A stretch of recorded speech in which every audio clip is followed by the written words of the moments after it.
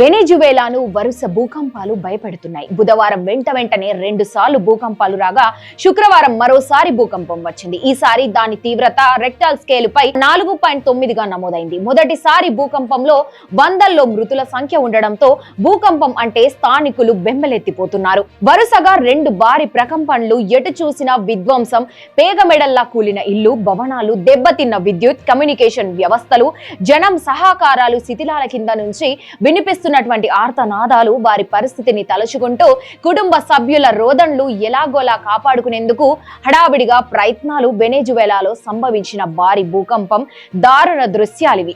ఈ విషాదంతో వందలాది మంది మరణించగా వేలాది మంది గాయపడ్డారు. శిథిలాల కింద వేలాది మంది చిక్కుకున్నారు. దీనితో ప్రాణ నష్టం భారీగా ఉండే అవకాశం ఉందని అంచనాలు వెలువడుతున్నాయి. గల్లంతైన ఆచూకీ తెలియని వారి కోసం వెనెజువేలా నిర్వహించే వెబ్సైట్ కు భూకంపం తర్వాత గురువారం రాత్రి వరకల్లా 28,000 మందికి పైగా కనిపించడం లేదంటూ అభ్యర్థనలు అందాయి. భూకంపంతోలా గువైరా ప్రాంతం, రాజధాని కరాకస్ అతలాకుతలంగా, మెరాన్, ఫాల్కన్ తదితర పట్టణాలలోనూ తీవ్ర నష్టం జరిగింది. వందలాది భవనాలు కూలిపోయాయి. వేలాది భవనాలు బీటలు వారి కూలిపోయే దశలో ఉన్నాయి. విద్యుత్, కమ్యూనికేషన్ వ్యవస్థలు దెబ్బతిన్నాయి. పలు ప్రాంతాల్లో కొండ చర్యలు విరగపడ్డాయి. మొదటి భూకంపం వల్ల రెక్టర్ స్కేల్ పై 7.2 తీవ్రతతో ఒక్కసారి భూమి కంపించింది. ఆ ప్రకంపనలు ఆగక ముందే కేవలం నిమిషంలోపే మరింత ఉధృతంగా 7.5 తీవ్రతతో మరో భారీ భూకంపం వచ్చింది. ఇల్లు, హోటళ్లు, రెస్టారెంట్ ఇలా ఎక్కడ ఎలా ఉన్న వాళ్ళు అలా బయటికి పరిగెత్తారు. 2 భారీ భూకంపాల తర్వాత కూడా స్వల్ప స్థాయి ప్రకంపనలు కొనసాగాయి. దీంతో ప్రభావిత ప్రాంతాల్లో ప్రజలు ఆందోళనతో బుధవారం రాత్రంతా వీధుల్లో, పార్కుల్లో, రోడ్ల పక్కన పార్క్ చేసిన కార్లలో ఉండిపోయారు.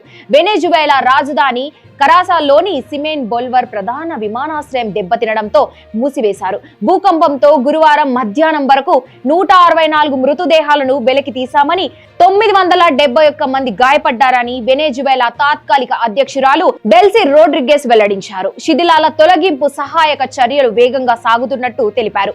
వెనెజువేలాలో అత్యవసర పరిస్థితిని ప్రకటించారు. దెబ్బతిన్న ఇల్లు, ఆసుపత్రుల పునర్నిర్మాణం కోసం వెంటనే సుమారు 1890 కోట్లతో ఫండ్ ఏర్పాటు చేస్తున్నట్టు ప్రకటించారు. వెనెజువేలాలో గత 100 ఏళ్లలో సంభవించిన అతి భారీ భూకంపం ఇదే కావడం గమనార్హం.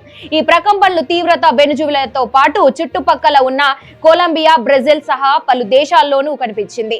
కరాక్సాకు 1700 కిలోమీటర్ల దూరంలోని బ్రెజిల్ పట్టణాలు మౌసాస్, బెలెం, మకాపాలలో జనం ఇళ్లలో నుంచి బయటకి పరిగెత్తారు. భూకంపంతో వెనెజువేలాలోని తీర ప్రాంత పట్టణంలా గువైరాలో తీవ్ర స్థాయిలో విధ్వంసం జరిగింది. పెద్ద సంఖ్యలో భవనాలు కూలిపోయాయి. దీనితోలా గువైరాను డిజాస్టర్ జోన్ గా ప్రకటించి భారీ స్థాయిలో సహాయక చర్యలు చేపట్టారు. తీరానికి సమీపంలో ఉన్న ప్రముఖ హోటల్ ఎడ్వర్డ్ పూర్తిగా కుప్పకూలి శిథిలాల దెబ్బగా మారిపోయింది.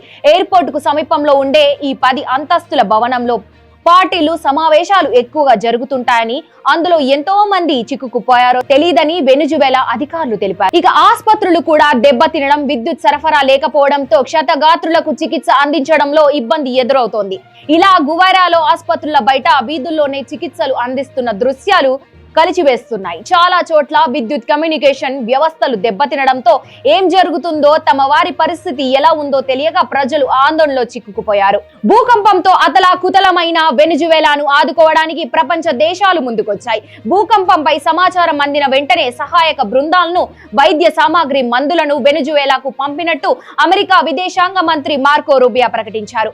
Ecuador, Qatar, Mexico, El Salvador తదితర దేశాలు సహాయక బృందాలను, మానవతా సహాయాన్ని వెనెజువేలాకు పంపాయి. 85 రెస్క్యూ బృందాలను పంపుతున్నట్లు ఫ్రాన్స్ అధ్యక్షుడు ఎమాన్యుయల్ మోక్రాన్ తెలిపారు. వెనెజువేలాకు అవసరమైన సాయం అందజేస్తామని చైనా, స్పెయిన్, కొలంబియా తదితర దేశాలు ప్రకటించాయి. కాగా వెనెజువేలాలో భూకంపం ప్రాణ ఆస్తి నష్టంపై ప్రధాని మోదీ దిగ్భ్రాంతి వ్యక్తం చేశారు. వెనెజువేలా ప్రజలకు సానుభూతి ప్రకటించారు.